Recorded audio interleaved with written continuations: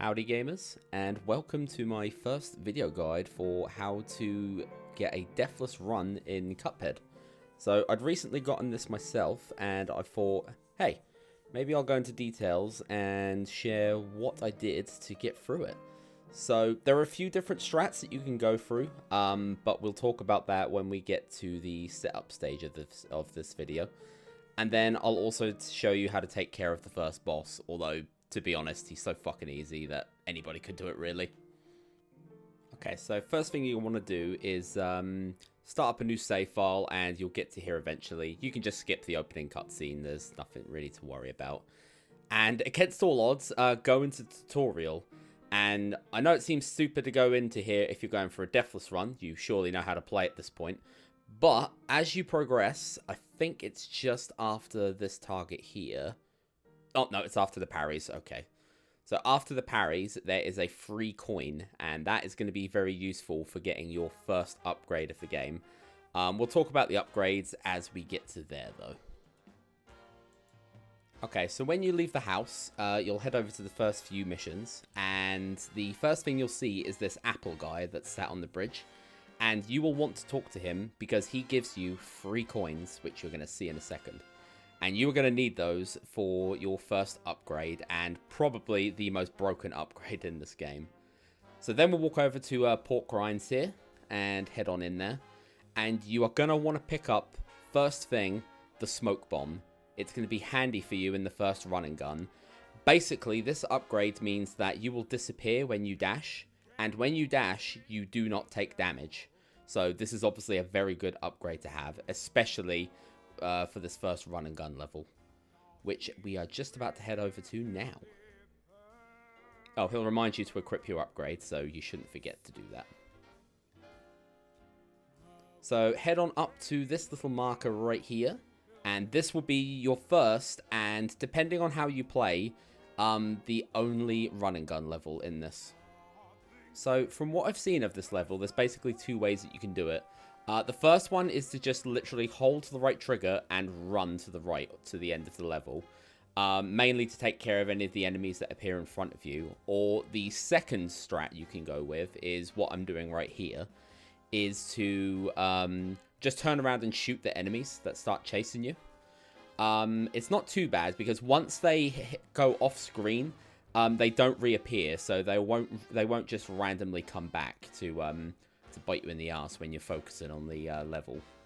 But the biggest advice that I can give for this is to really keep an eye out for the little smoke clouds that the mushrooms send out of you. Watch out for the little blue dudes, because they are the ones that will sneak up on you and get you. And especially pay attention to the acorns. The acorns are one of the other things that can really mess you over with this one. What I'll do now is I'll go back over this footage again once we get to the end, just so you can see the level in its entirety. And then I'll talk about particular sections which gave me a little bit of trouble. So eventually in the level, you'll come across this little gap in the ground here. As tempting as it is to try and dash across it, you will not reach. So always jump across this dash when you get to it, because I will almost guarantee that every time you will get hit by taking fall damage. So the next thing you're going to come across is the acorn maker, and the way you deal with that is to land on this little platform here as far as you can to the left. And the acorns that fall, they will only fall when they are directly above you. So when you get to here, you want to stand there, keep shooting the acorn maker, but as the acorns come out and try to get you, just walk slightly to the right every time they start to fall, and they will just avoid you every time. And by the time 3 acorns comes out of that thing, you'll have the acorn maker destroyed, and you can continue. So this is the final part that gave me a few problems. You see these little blue guys. The video will pause in a minute, but these little blue dudes that are running back and forth on the platforms here, you can kill them. But they do respawn. They do run quite quickly as well. So I would advise shooting them before you move on to their platforms, just to be extra safe so that you don't end up taking any damage. So you can grab your last coin on the way out. I don't know why I dashed over it there. But once you've done that, The level is over, and you can continue with the rest of the game. So hopefully if all things have gone well, you got through the run and gun level without dying, which is good. So you've got your coins from that level, so head on into Pork Rind's Emporium. And this is where you'll need to make a little bit of a choice. So you can go for this weapon right here, which is called the Spread. It basically works kind of like a shotgun. So basically it has a wider area and it does really good damage. However, you do need to be standing kind of close to the boss to deal any damage to him. And personally, for that reason, that's why I decided not to go for that. It depends on people's play styles.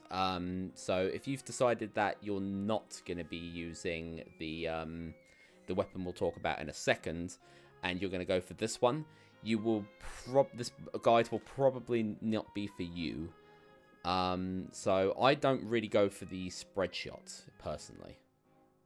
The weapon that I ended up using for this game is the roundabout shot. Now, this one acts a bit like a boomerang in the fact that you can just shoot them straight up, so you can just face them and shoot them.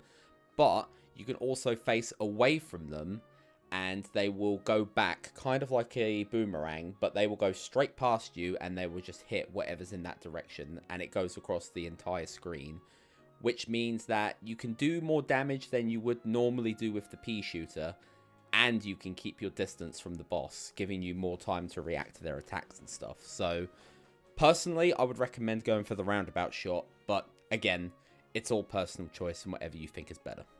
You will probably kill the bosses faster with the spread shot that we just talked about, but I feel like this is just a safer way of doing it, while being able to kill them with something a bit stronger than the pea shooter. So once you've bought your items, you'll want to leave Pork Rind's Emporium. Remember to equip your stuff. And instead of going for the first boss, you're going to want to cross over that bridge and then head over here to the mausoleum. And I will show you why at the end of it. Basically, you'll get an upgrade from this area. Well, this level, I should say. But it's a bit different to the other levels. So these little ghosts that are coming in at the side here, you cannot hit them with the pea shooter, as I'm showing you right now. You have to parry them. Anything that's pink in this game, you have to parry it, as I'm sure you know. So when you get to the ghosts here, just parry them and keep them away from this chalice in the middle. This will be the last thing that you need for the run. Basically, this is a super move. So as you're fighting bosses, you'll see the little cards that come up in the bottom left corner right next to your health. When you get to all 5 of those and you have a super equipped, you basically do a super move which takes off a big chunk of the boss's health, and it's really handy, especially for getting through particular phases that you hate of boss fights. But it's also just good in general because, you know, the faster you can kill the boss, the less time you're in there. So there you go, we just completed the level. This lady will pop out, Old Chalice Waifu, and she will give you the super for saving her. And again, this is the only time that you'll need to do one of these in the game. You can go for the other ones, but personally, I think this is just the best super. And it's very convenient because it's the first one it gives you, and it's quite easy. Once again, just remember to equip your super. And finally, we can head over to our first boss of the game. So just showing you all of the different things you should have equipped at this point. There we go. So we'll walk back up and across that bridge again. And we will finally head into our first boss of the run, Goopy Le Grande. Okay, so this is one of the easiest boss fights in the game. The first thing you're going to want to do is hit the left bumper to switch to your roundabout shot. And then from then, it's literally just wait at an edge of the screen, wait for him to jump close to you, and then when he jumps and gets to the edge of the screen, that's when you dash in the opposite direction so that you just go straight under him. You should be pretty safe to do this, seeing as we have the smoke bomb dash equipped. And yeah, when you do that, you should be pretty safe this whole time. Said it's relatively easy to avoid him anyway. Just make sure that when he does the move where he tilts his head back and then he throws his head forward, he will grow when he does that move. So when he does that, you'll want to get as far away from him as you can, which is also why it's handy to have the smoke dash. So if you need to use that to get a little bit further away from him quickly, then you can. So just before he switches over to phase 2, you'll see him stop still, and then he'll like flick a pill up in the air. After he swallows the pill, that's when you will see these 3 little question marks appear above his head. What you do when you see that is parry them, all 3 of them immediately, which means you'll land behind him. You'll want to move a little bit away from him because he grows in size after he takes the pill. And then as soon as you're behind him, you can just go ahead and hit B, and then that will unleash your super. So you'll see right here, slap, slap, slap, land, turn to face him, and hit B to use the super move. Pretty standard stuff, and then from there, it's pretty much the same tactic, except he's bigger. When he throws that punch, if he does catch you near the edge, just remember that you can duck to avoid it. So don't panic if he catches you at an edge. All you got to do is just duck the punch and he'll be okay. The last phase of this is pretty simple. He'll turn into a grave, and all you need to do here is just jump and shoot at the same time so that the shots hit him. And then when he slams down, just make sure you dash every time, and he shouldn't hit you. So he should be close to death here. There we go. He's all done with. And all going well, that should be your first boss done and the setup done for your Deathless run. So when we come back to this again, the next video will be just all about bosses.